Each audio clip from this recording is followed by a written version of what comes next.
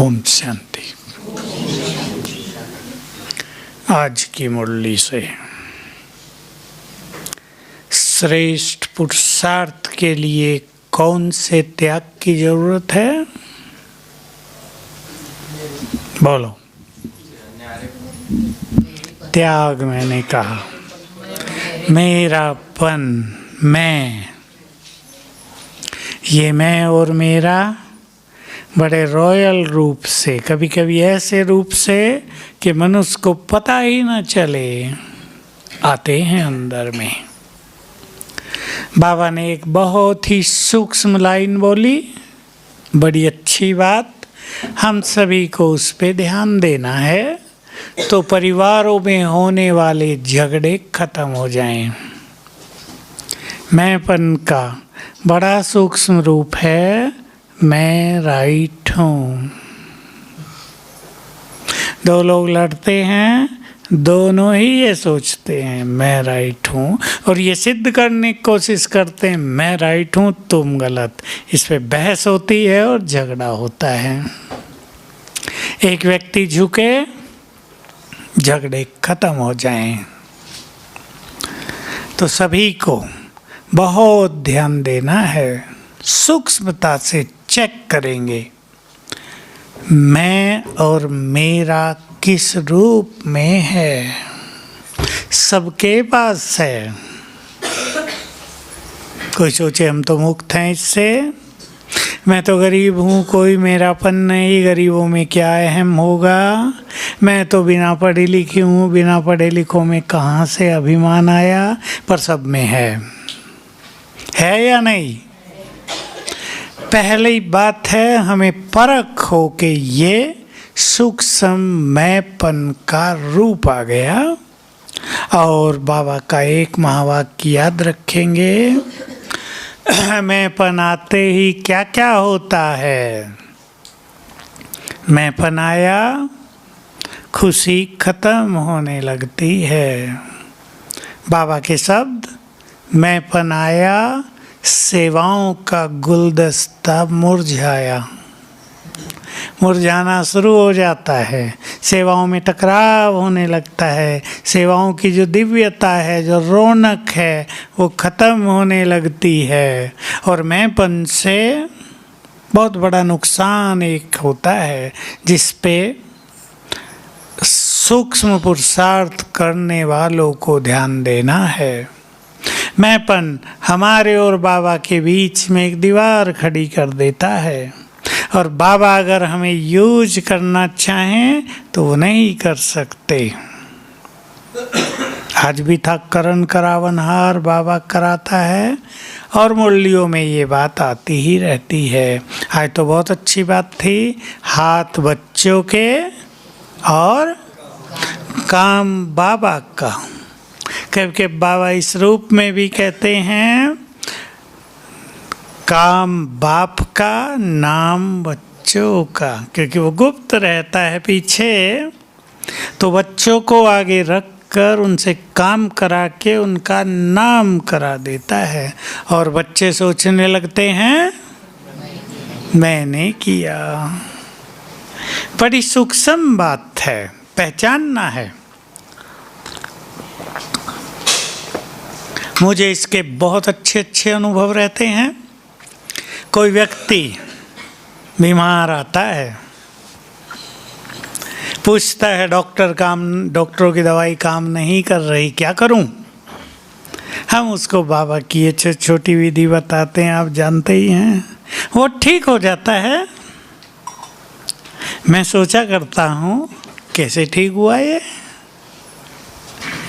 किसने ठीक किया? नहीं, बाबा की उस पे नजर आ गई, उसने बाबा में विश्वास रखा, हमने तो केवल बताया उसको ये करो। वो सोचेगा अरे इन्होंने मुझे ठीक कर दिया, पर हमने नहीं किया। सच तो यही है कि वो बाबा ही करता है। ऐसे बहुत सारे कार्य लोगों के उलझे हुए हैं, हमने एक विधि बताई, वो ठीक हो गए, लोग सोचते इन्होंने हमारा ये काम ठीक कर दिया, पर ऐसा नहीं है। सब शक्तियाँ बाबा की ही काम करती हैं। जैसे इस बात को जानने के लिए भक्ति की एक बात पर सभी ध्यान देंगे।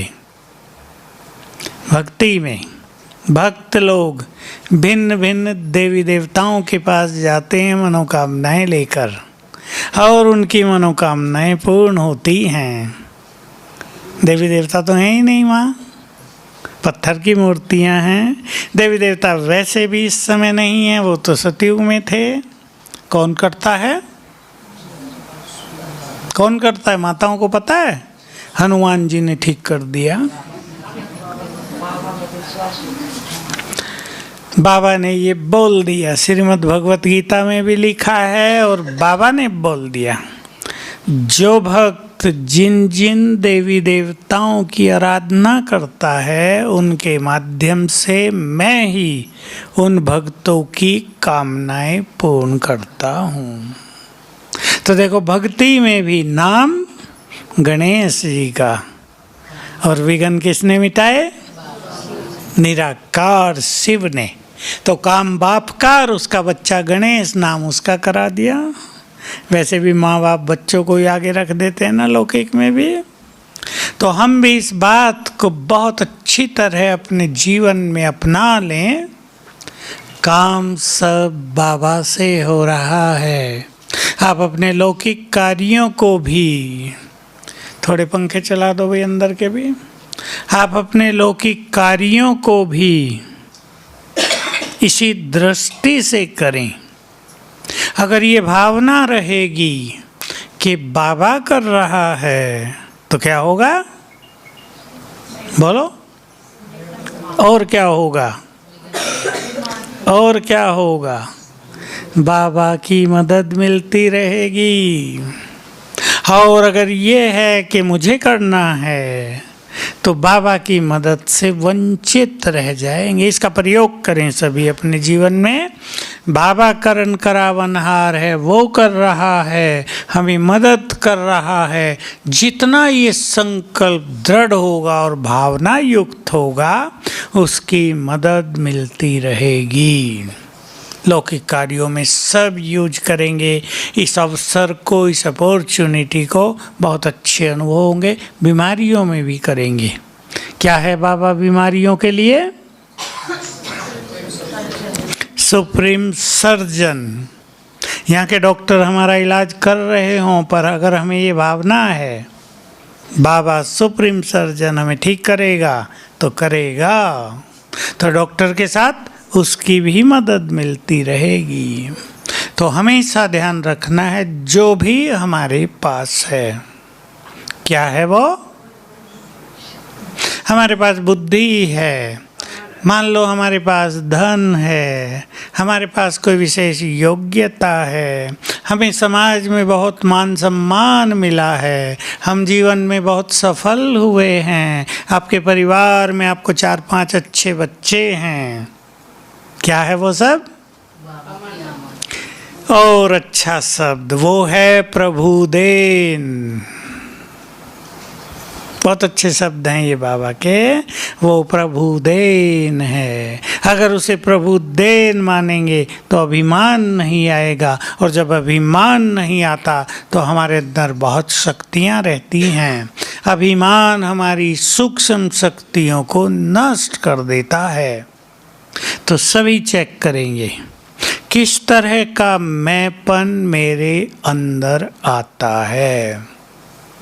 बुजुर्ग माताओं में कौन सा आ सकता है? बोलो बुजुर्ग माताएं, बोलो जल्दी।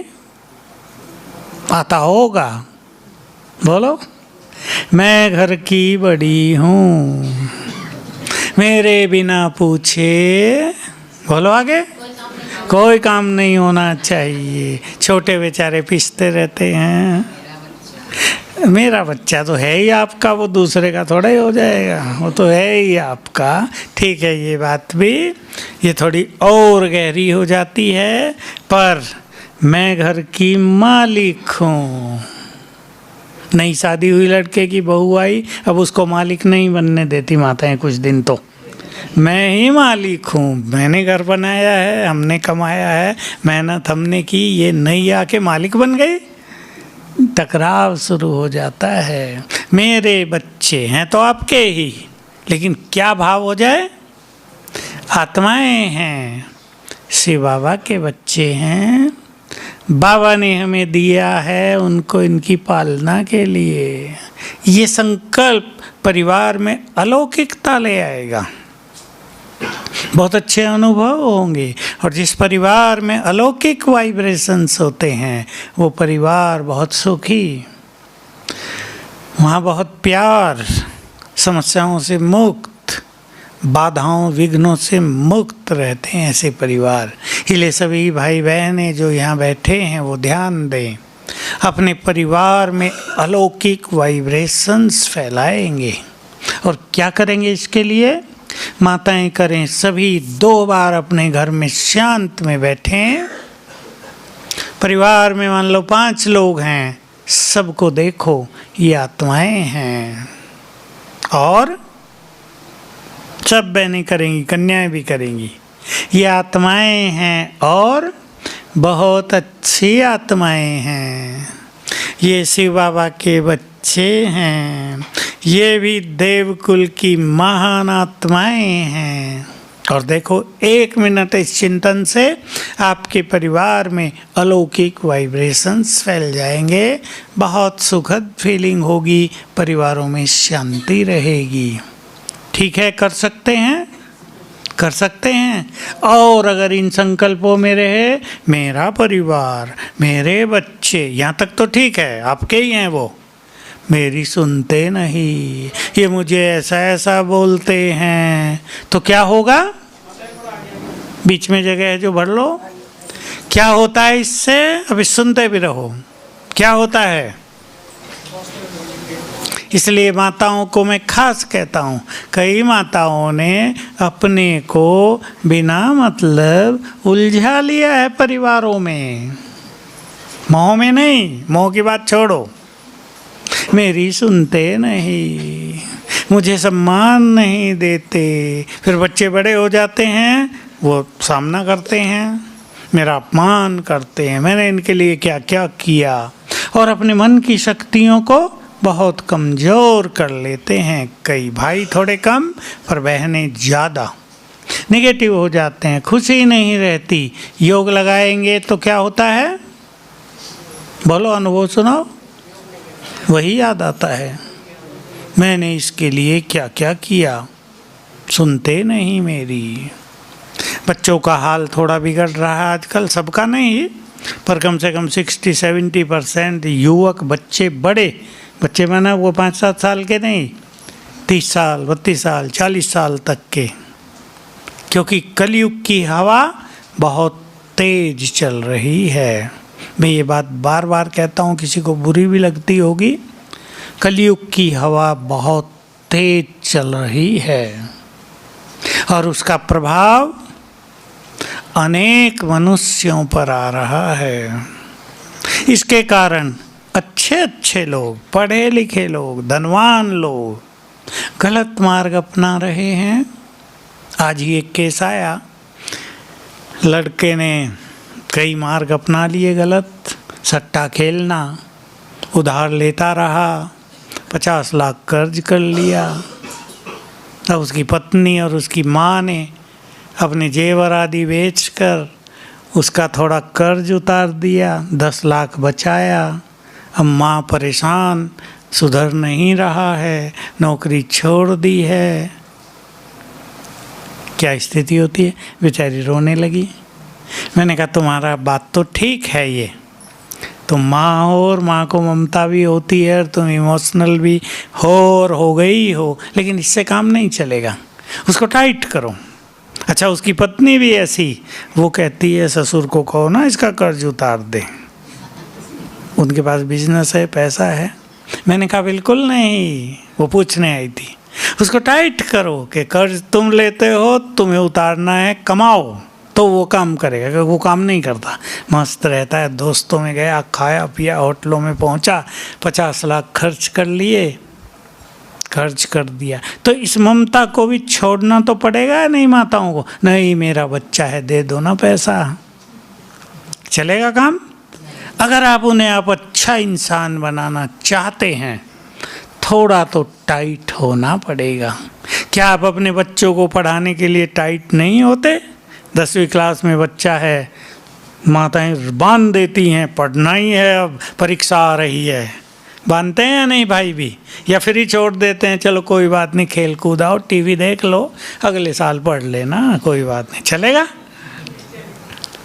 टाइट करना ही पड़ता है उनके कल्याण के लिए। इसलिए मोह ममता अलग, लेकिन अगर आप उनका कल्याण करना चाहते हैं तो उन्हें टाइट करना ही पड़ेगा। हम पैसा नहीं देंगे। उसने जेवर भी बेच दिए बेचैन ने, ठीक है चलो जेवर होगा तो कलयुग में कोई महत्व नहीं, कोई पहनने भी नहीं देगा, चोरों की नज़र रहेगी। लेकिन इमोशनली तो बहुत हो जाती हैं माताएं।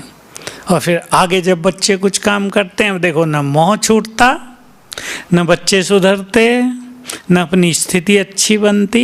इस चक्रव्यूह में उलझ कर रह जाते हैं। बाहर निकलना है इससे। अब सोचना है। उसे मैंने कहा तो पति को कहो ना, दे दे सारे पैसे, उतार दे। कहा उसको कहूँ, अगर मैं बता भी दूँ ना, उसको बताया नहीं अब तक, हार्ट अटैक हो जाएगा, बहुत इमोशनल है। तो अब सोचो, वो बच्चे साथ देंगे अगर हार्ट अटैक होके चले गए ऊपर? देगा कोई साथ? इसलिए अपनी स्थिति अपने हाथ में, अपनी अलौकिक कमाई अपने हाथ में, ईश्वरीय शक्तियाँ स्वयं में भरनी हैं। ये बहुत ध्यान देना है सभी को। जो उलझ गए हैं ना परिवारों में, बाहर निकलें। क्यों निकलें? इस उलझन से न आप परिवार के लिए कुछ कर पाएंगे, न अपने लिए। ठीक बात है या नहीं? मन को बहुत भटका दिया, सुख चैन गंवा दिया, योग लगता नहीं, ना अपना कल्याण ना आपके अच्छे वाइब्रेशंस बच्चों को जाएंगे, दोनों का हाल बिगड़ जाएगा। इसलिए जो भी समझदार हैं उन्हें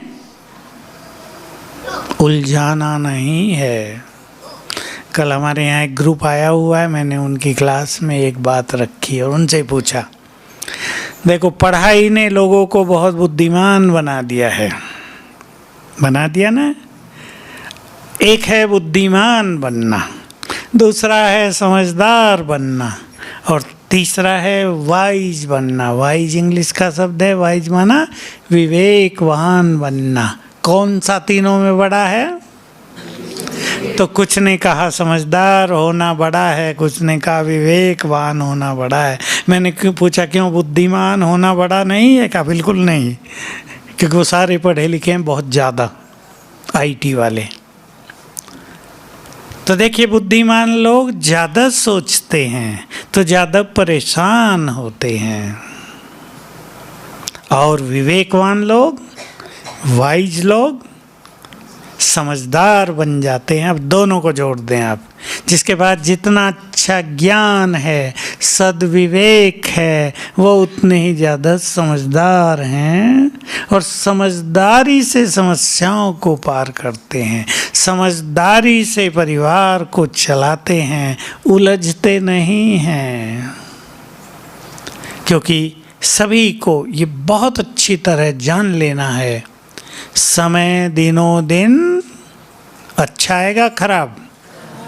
लेकिन आज तो बाबा ने कह दिया, बड़े दिन पर तुम्हारे बुरे दिन खत्म हो गए हैं। बोलो, बुरे दिन खत्म हो गए या आ रहे हैं? उत्तर दो माताएं। कुछ माताएं चुप हैं कि हमारे तो आ गए हैं, कंफ्यूजन में।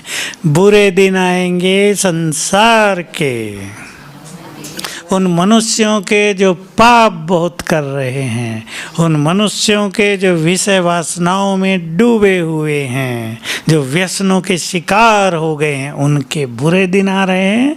और भगवान के बच्चों के आ नहीं रहे, आ गए हैं। हर दिन अच्छा दिन है।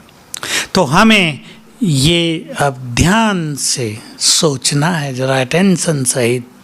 हमारे बुरे दिन खत्म हुए या नहीं? कुछ माताओं के चेहरे से नहीं लग रहा है कि बुरे दिन खत्म हो गए उनके।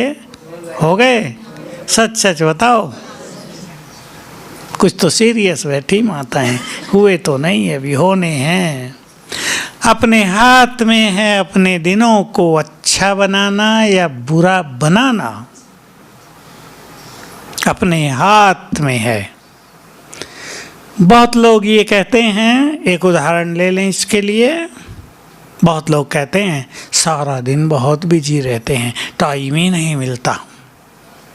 सबकी शिकायत है ये, लेकिन टाइम तो बहुत है सबके पास, टाइम बहुत है। क्या करें? हर कार्य सहज भाव से करना शुरू करें, हर कार्य का आनंद लें और हर कार्य में कुछ ना कुछ अलौकिक अभ्यास करें, तो हर कार्य आपको शक्ति देगा, आपको अच्छी फीलिंग देगा। आपको शाम को लगेगा आज का दिन बहुत अच्छा बीता, कल का दिन इससे भी अच्छा बीतेगा। आज बाबा ने कहा संपर्क संबंध में आते हुए क्या क्या दो? अच्छे दिन रहें, हमारे भी अच्छे दिन, और जिनसे हम मिले उनके और अच्छे दिन हो जाएं हमसे मिलके। भक्ति में कहावत है ना, सवेरे सवेरे किसका मुंह देख लिया था, आज सारे काम बिगड़ रहे हैं, जहाँ जाओ गड़बड़ हो रही है। और आपका मुंह देखकर बिगड़े हुए काम भी ठीक हो जाएं, ऐसा चेहरा। तो क्या क्या दें हम संपर्क संबंध में? स्नेह हैं, ईश्वरीय स्नेह दें, शक्ति दें, गुण दें, सहयोग दें। इसी की तो कमी है ना दुनिया में। लोग साथ नहीं देते, किसी को भाई भाई को साथ नहीं देता। हम साथ दें, सहयोग दें, हम दूसरों को आत्मिक स्नेह दें। स्नेह की प्यासी हो गई हैं आत्माएं, स्नेह से रोते हुओं को हंसाया जा सकता है। माताएं सबको रोज का अनुभव है, बच्चा रो रहा है, प्यार से उसके ऊपर थपकी लगा दी दिए ओ प्यार से, और बच्चा चुप होके सो गया। 1 मिनट लगता है, सबने किया है ना। प्यार की बहुत ज़रूरत है, प्यार से रोतों को हंसाया जा सकता है, प्यार से दूसरों की टेंशन ख़त्म की जा सकती है। पर प्यार के मंगते नहीं, प्यार के दाता, प्यार देने वाले, प्यार के भंडारे भरपूर। तो ये चारों चीज़ हमारे व्यवहार से झलकती रहें। गुण देना माना हम नम्रता पूर्वक व्यवहार करेंगे तो दूसरों को हमारी नम्रता बहुत अच्छी लगेगी या नहीं।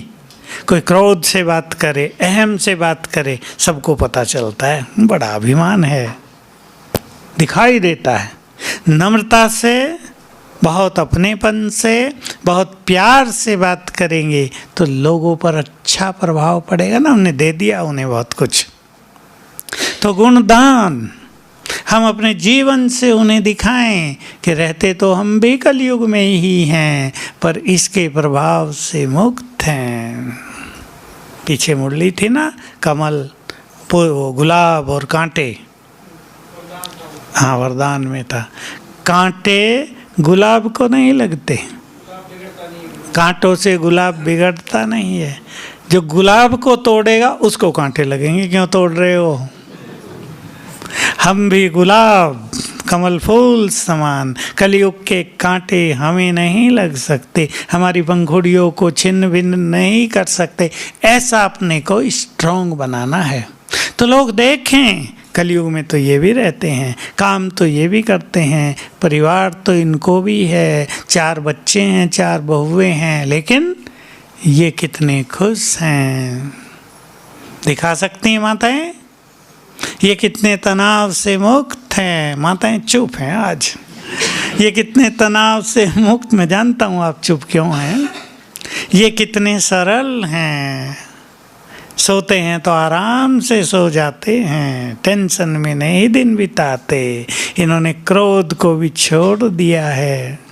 तो जीवन दूसरों पर अमिट छाप छोड़ता ही है। ऐसा नहीं कोई देखता नहीं, सब देखते हैं।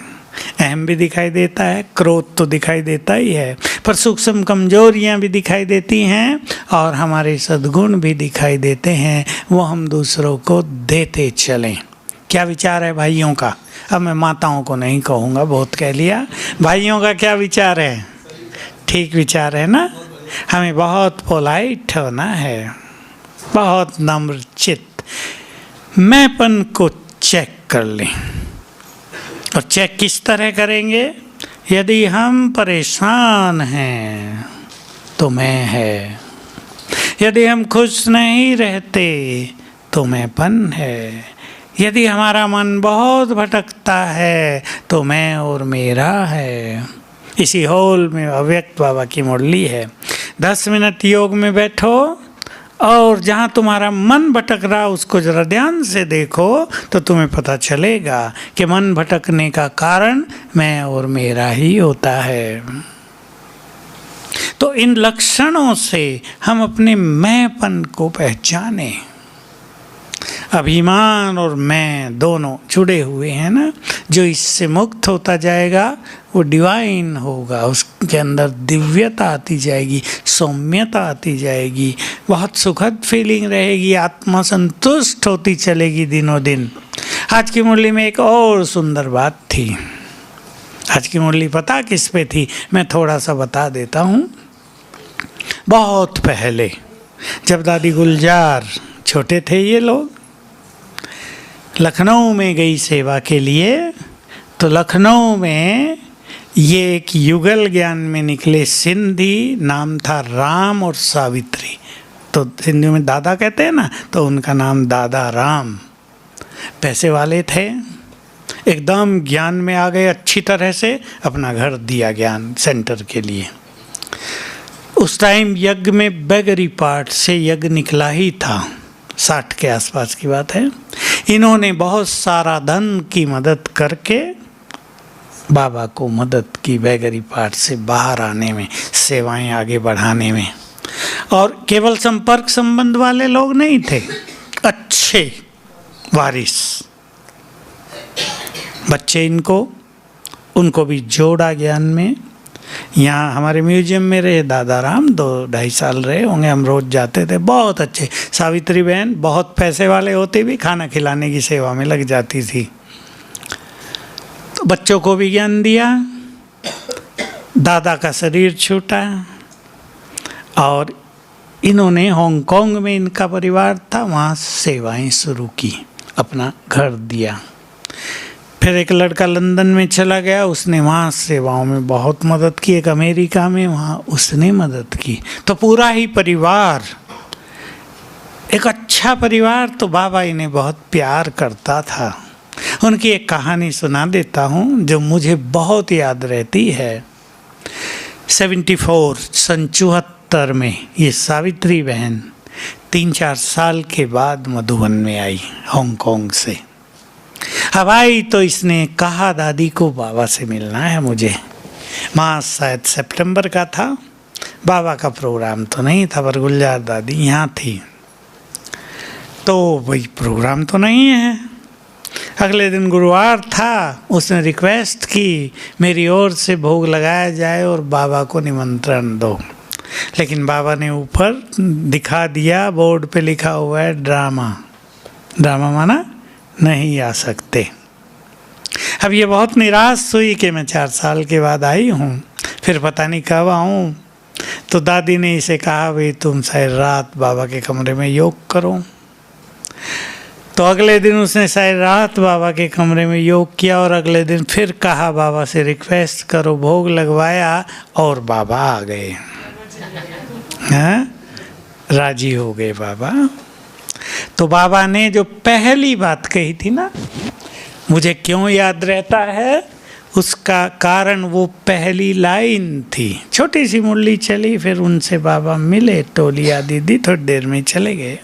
तो बाबा ने कहा जो बच्चे, वो सिंधी शब्द है आप लोग समझ सकेंगे, आईवेल के समय, आईवेल माना जब परिस्थिति का समय हो, इमरजेंसी पीरियड, जो बच्चे आईवेल के समय बाप को मदद करते हैं, बाप बंध जाता है समय पर उनको मदद करने के लिए। हम सब के लिए सुंदर बात है ये, इसलिए मुझे याद रही बहुत। चाहे मदद धन की हो, लेकिन किसी भी तरह की मदद है। अभी ज़रूरत पड़ गई कि भाई एक बहुत बड़ा एक्सीडेंट हो गया है यहाँ और हमें सारी रात उनको मदद करनी है, तो दौड़ जाएंगे ना भाई बहनें सब। यह है समय पे मदद करना। तो बाबा उनके लिए आए और इसलिए कहा बाप दादा को आना पड़ा। जो भक्ति में है ना, भक्तों के प्यार में भगवान को भी नियम बदलते देखा गया। नियम बदल दिए भगवान ने भक्तों के प्यार में। वो यहाँ की कहानियाँ हैं। तो वो उनका परिवार आया हुआ था, जो आज जो मुरली चली ये उनके परिवार के सामने थी। नाम आ रहा था ना, इसलिए आपको मैंने ये कहानी सुनाई। तो बाबा उन्हें एक बात कह रहे थे, उस पर अब हम चर्चा करेंगे कि तुम अपने भाग्य को नहीं जानते, बाबा जितना तुम्हारे भाग्य को जानता है तुम उतना नहीं जानते। स्वमान के लिए बाबा ने यही कहा, बाबा जितनी ऊंची नज़र से तुम्हें देखता है उतनी ऊंची नज़र से तुम भी अपने को देखो। बहुत ऊंची नज़र से हमें वो देखता है। ये मेरे बहुत भाग्यवान बच्चे हैं। अब अपने भाग्य को जरा देखेंगे, इस पर हम चर्चा करेंगे। और इस मुरली में आज बाबा ने एक सुंदर भाग्य बताया हम सबका। बोलो किसे याद है? आदि पिता से मिलना भी बहुत बड़ा भाग्य। हम सब मिल रहे हैं ना, ब्रह्मा आदि पिता, नेक्स्ट टू गॉड। इस संसार की सबसे महान आत्मा जो श्री कृष्ण बनती है, इस संसार में तो शिव से ज़्यादा श्री कृष्ण का गायन पूजन है ना। तो उसके साथ रहना या उससे मिलना या उसकी पालना पाना ये बहुत बड़ा भाग्य है, या उसकी समीपता होना। अब हम सभी बहुत भाग्यवान हैं, सभी अपने जीवन को महत्व देंगे।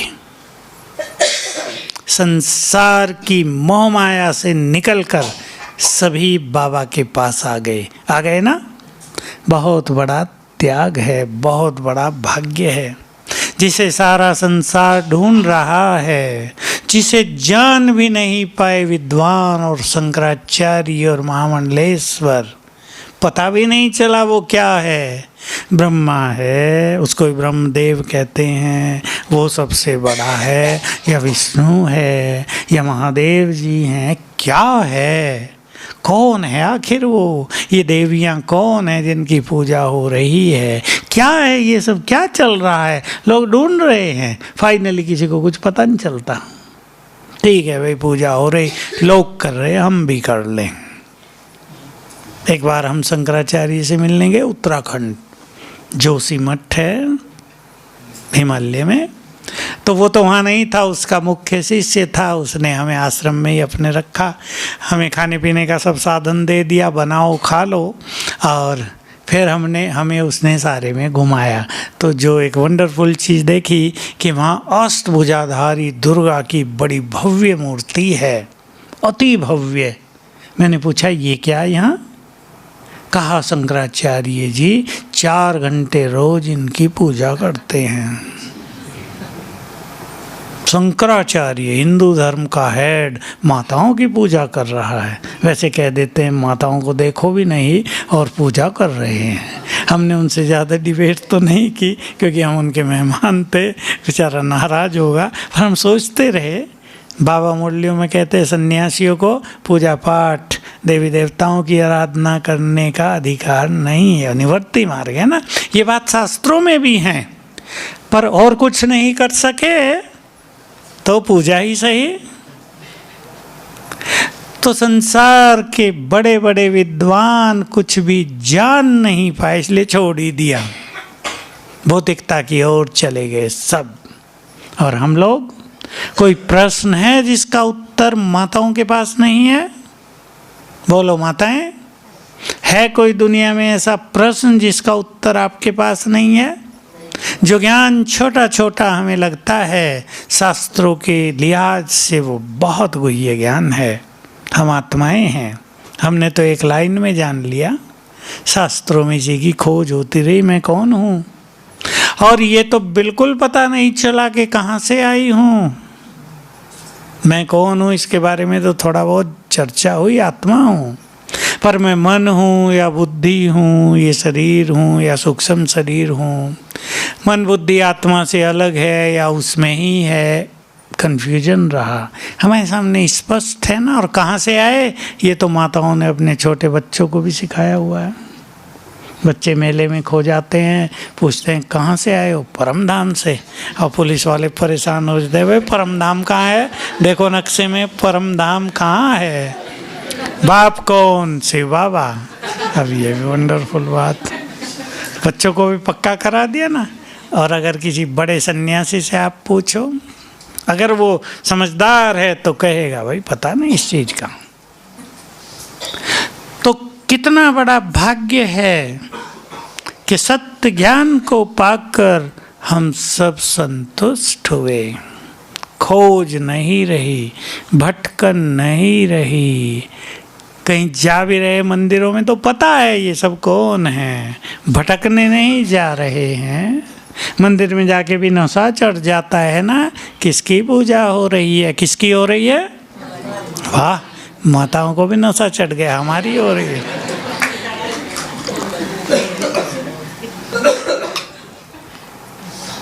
तो कितना बड़ा भाग्य है, गिनो अपने भाग्य को। उठते ही कौन मिलता है, बोलो जरा भाइयों को कौन मिलता है, और दुनिया में उठते ही लोगों को क्या मिलता है। एक तो देर से उठते हैं, उठते ही कोई ना कोई टेंशन, उठते ही अखबार पढ़ेंगे, उसमें खराब समाचार सुनेंगे, यहाँ ट्रेन हादसा हो गया, इतने लोग मर गए। कितना बड़ा भाग्य दिया, आँख खुली, प्रभु मिलन, उसकी दृष्टि, उसके आशीर्वाद का हाथ सिर पर, अपने भाग्य। फिर उसकी पढ़ाई, पढ़ाई कोई छोटा भाग्य नहीं है। दुनिया में भी कोई हायर एजुकेशन ले ले, उसको भाग्यवान माना जाता है ना। अच्छी नौकरी मिल जाए और भाग्यवान माना जाता है।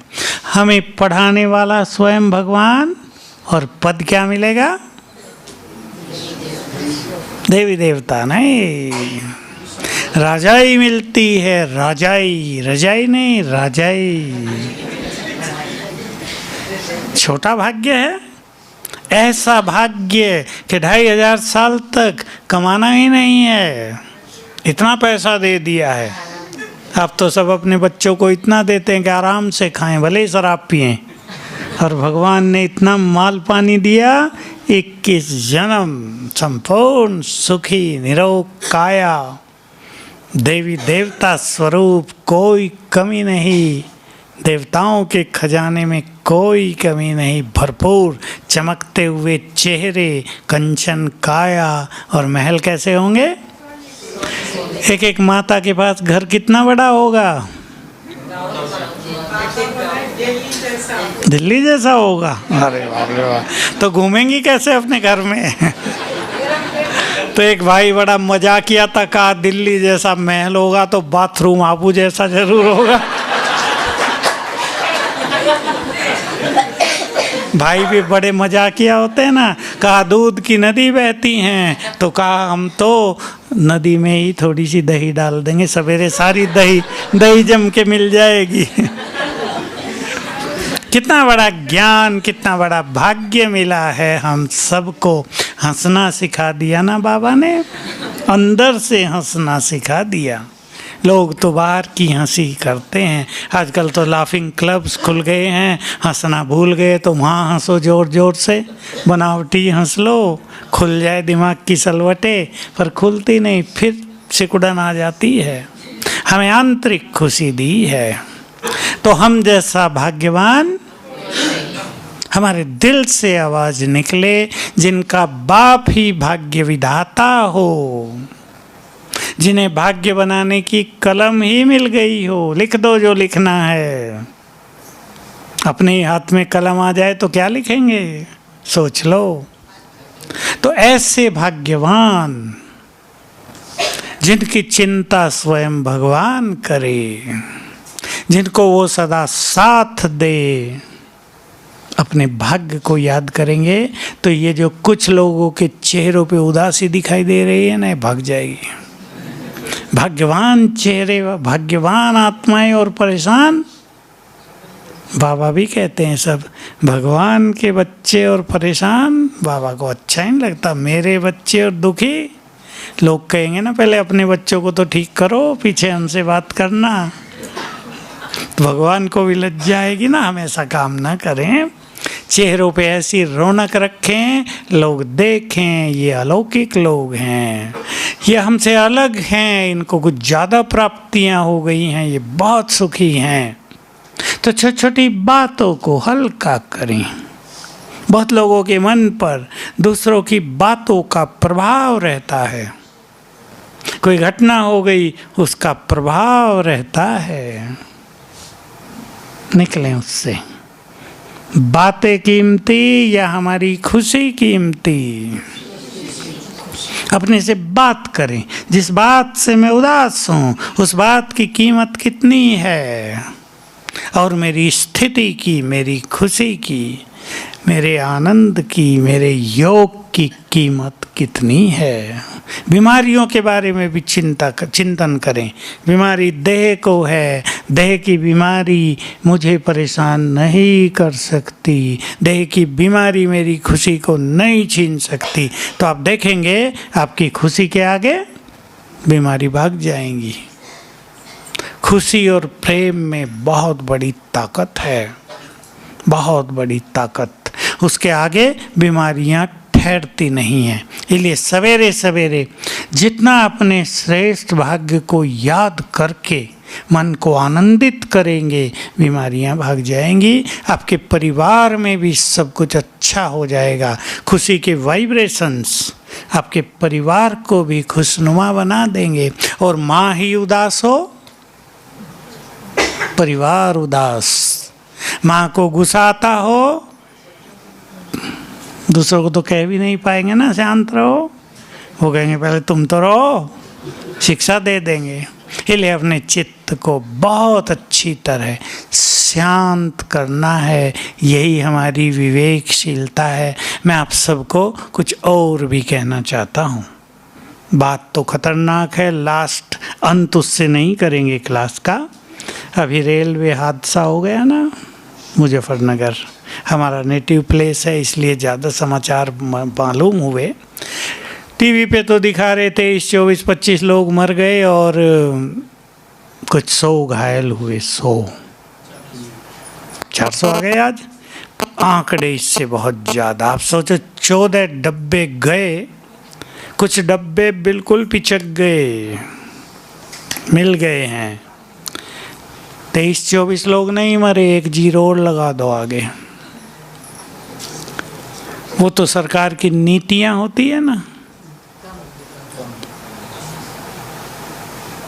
बता दूं, टीवी कैमरा आगे लगा हुआ, मैं सोच रहा बताऊं या नहीं बताऊं। वहाँ आसपास के गांव के लोग गए थे मदद करने, उनमें हमारे भी लोग थे कुछ। उन्होंने बताया रात को बसें मंगाई हैं सबको भर के। तो जिन्होंने ये सीन देखे उनको रात को नींद नहीं आई। मैं आपको ये इसलिए बता रहा हूँ कि अपनी स्थिति को अच्छा बनाना है हमें। एक पहलवान गांव का, नाम उसका मोटा पहलवान है, थोड़ा मोटा है। उसने कहा मैं भी चलूँगा मदद करने। लोगों ने उसे कहा छोड़ दो, पुलिस आ गई है मदद के लिए, जो दूसरी टीम है मिलिट्री की वो आ गई हैं। उन्होंने कहा नहीं, हमारे गांव के पास हुआ, मैं भी चलूँगा। चला तो गया, लेकिन जिस स्कूल में डब्बा घुस गया ना, पता चला ना, एक घर में घुस गया, एक डब्बा उछल के एक स्कूल में घुस गया। उस स्कूल में ही लाशें रखी थी। अब उसने ऊपर से दीवार से देखा और उसका हाल खस्ता हो गया। कहा अब मुझे वापस ले चलो। उसको चक्कर आने लगे, खाना नहीं खाया गया, सोया नहीं। तो मुझे याद आया बाबा के महावाक्य, देख भी नहीं सकेंगे ऐसा ही हाल है। आज मुझे बता रहे थे वहीं से लोग, कईयों के सिर कटे अलग पड़े हैं, हाथ और पैर बिखरे पड़े लोगों के अलग। चोर भी बहुत होते हैं ऐसे टाइम में। एक लड़की डब्बे के नीचे फंसी हुई है, 3 लोग उसके पास हैं, वो उन्हें कह रही मुझे निकाल दो यहाँ से, मैं तुम्हें सारे पैसे दे दूँगी। उसका पर्स लेके भाग गए तीनों, उसको नहीं निकाला। चोर और पापियों की भी तो कमी नहीं ना। तो ऐसी खतरनाक सीन बहुत होने जा रहे हैं। आज मैंने भी अपनी टीवी खोली 2 बजे, तो उसी हादसे के 50 न्यूज़ दिए उन्होंने 5-7 मिनट में। उसमें बहुत डिटेल था। और गड़बड़ हुई, देखो गड़बड़ कैसे लोगों से होती है। रेलवे लाइन होती है ना, उस पर काम चल रहा है, नहीं स्टेशन मास्टर को पता किसने उनको काम दिया हुआ। स्टेशन मास्टर को पता होगा तो ट्रेन की गति धीमी कराएगा ना, 10 किलोमीटर की स्पीड से ट्रेन चलनी चाहिए वहाँ। अब ड्राइवर ने जब देखा ये तो गड़बड़ है यहाँ सामने, उसने इमरजेंसी ब्रेक लगा दिया। फुल ब्रेक लगा देते हैं ना, उससे इंजन सहित 4 डब्बे तो आगे दौड़े और बाकी पलट गए सब। तो देखो छोटी सी नासमझी से कितना हाहाकार हो गया, हाहाकार हुआ है। इसको एक अच्छा विनाश कहेंगे, छोटा मोटा नहीं। वहाँ देखने वाला सीन देख ही नहीं सकते कोई। तो ऐसे सीन को देखने के लिए हमने तैयारी की है। और सीन देखना ही नहीं, हमें क्या क्या करना है, उन्हें मदद भी करनी है। गांव वालों ने बहुत मदद की, चाहे भोजन भी ले गए उनके लिए जो बचे थे, और मदद कर रहे थे। जब मिलिट्री आ गई और पुलिस, उनको हटा दिया, क्योंकि पता लग जाता है ना सबको कितने मरे, तो उनको हटा दिया, जाने नहीं दे रहे अब, ताकि किसी को पता ना चले क्या क्या हो गया है। तो हमें उन्हें सकाश भी देनी है, और ज़रूरत हो फिजिकली मदद भी करनी होती है। उनके खाने पीने का, दवाइयों का प्रबंध जो हम कर सकते हैं वो तो करना ही चाहिए, पर उन्हें वाइब्रेशंस देना। अब सोचो जो मरे उनके परिवारों का क्या हाल हुआ होगा। मरने वाले मर गए, लेकिन जो जिंदे हैं और जो हाथे कट गए हैं, दुर्गति तो उनकी है ना। हमारी सकाश भी उनको चाहिए, और साथ में ये सब सीन देखने की ताकत भी चाहिए। सब कल्पना करो, हमारा कोई मर जाए, उसमें बुरी स्थिति हो जाए, हम किस स्थिति में रहेंगे। हमारा कोई अति प्रियजन उस दुर्घटना में आ जाए, हमारी क्या स्थिति होगी। क्या हम ये सीन देख सकेंगे? 100 लोग मरे पड़े हैं, खून बह रहा है, बुरा हाल। मरना वैसे नहीं कि डेड बॉडी है, बुरा हाल, हाथ कटे हैं, सिर कटा है, अंग भंग हुए हैं। क्या हम देख सकेंगे? सब विचार करेंगे। और अगर देखेंगे नहीं तो सकाश कैसे देंगे? अगर हमने अपनी स्थिति बिगाड़ ली तो हम उनको मदद कैसे करेंगे? तो साक्षी भाव, सकाश देना, अपनी स्थिति को अच्छा रखना, मदद करना उन्हें, ये हमारे कर्तव्य होंगे आने वाले समय में। अभी तो एक ही तत्व ने इस बार थोड़ा और ज़्यादा रंग दिखाया, बाढ़ ने, जल ने, लेकिन जब 5 तत्व एक साथ आक्रमण करेंगे, ये सब होने जा रहा है, तब हम क्या करेंगे? हमें अपने बारे में चिंतन करना है। अगर हम व्यर्थ में अपनी समय और शक्तियों को गंवाते होंगे तो क्या हम ताकतवर बन पाएंगे? सोच लो। यदि हम परिवारों में उलझ के रह गए हैं, उलझने हैं, उलझने बहुत हैं। मेरे पास 2, 4, 5 केस रोज आ जाते हैं उलझनों के। मैं माताओं को देखता हूँ, ये मैं सोचता हूँ ये बेचारी कैसे फंस गई हैं इस मोह ममता में। कहाँ ईश्वरीय सुख लेना चाहिए और कहाँ उलझ गए। उलझन तो सत्य होती है, हर व्यक्ति उलझ सकता है, परंतु अपने को उससे निकालना ये अपनी बात है, ये अपना ज्ञान है। तो उलझने बढ़ती जाएंगी। हमें अपनी स्थिति को अच्छा करना है ताकि आने वाली आपदाओं में हम संसार को मदद कर सकें। बोलो, तैयार हैं आप? सब सोचेंगे, तैयार हैं, और ये काम वही कर सकेंगे जो लंबा काल योग युक्त रहे हों, अच्छी स्थिति में रहे हों, साक्षी भाव धारण किया हो, अपने को बहुत पावरफुल बनाया हो, आत्मिक स्थिति, आत्मिक दृष्टि नेचुरल हुई हो, तब लगेगा कि तो देह है, आत्मा तो अजर अमर अविनाशी निकल गई। आत्मिक भाव, नहीं तो देह को ही देख के परेशान होंगे। आत्मिक भाव, आज की मुरली में एक बहुत सुंदर शब्द था, अगली क्लास करेंगे। सुशील भाई याद दिला देना। योग लगाने वाले अलग, लेकिन हमें होना है योग युक्त। जो हमारा कंबाइंड स्वरूप है, वो एक बात कही बाबा ने, लेकिन और भी योग युक्त आत्मा किसे कहते हैं, कैसे हम योग युक्त रह सकते हैं। योग लगाने के बाद भी किन चीज़ों पे हमें ध्यान देना। योग लगाना माना बैठ के योग करते हैं, कोई सवेरे 3 बजे भी उठ जाते हैं, अच्छा योग करते हैं, अच्छी बात है। 4 बजे से भी योग करते हैं, शाम को भी योग करते हैं, लेकिन ऐसा तो नहीं हो रहा है कि योग करते करते भी हम योग युक्त नहीं हैं।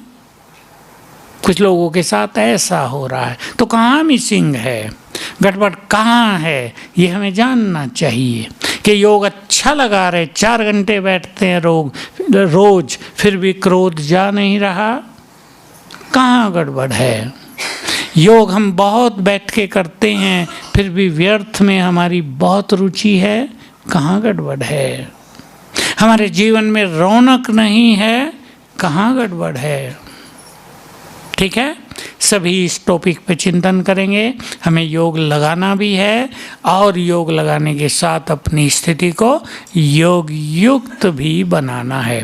तो अपने को बहुत स्ट्रॉन्ग करेंगे, मजबूत, ताकि हमारा हर दिन बहुत अच्छा हो और आने वाले दिन बहुत अच्छे हो जाएं, और हम संसार के काम आ जाएं। ध्यान देना इस बात पे, हम संसार के काम आ जाएं, दुखियों को चैन देने वाले बन जाएं। जब उन्हें लगे कोई सहारा नहीं, हमारे वाइब्रेशंस उन्हें सहारा दाता का अनुभव कराएं। जब उन्हें लगे हम अकेले हो गए, तब प्रभु मिलन से उनका अकेलापन दूर करने वाले हम बन जाएं। तो सब चिंतन करना, अच्छे से अच्छा और क्या पुरुषार्थ करें। ओम शांति।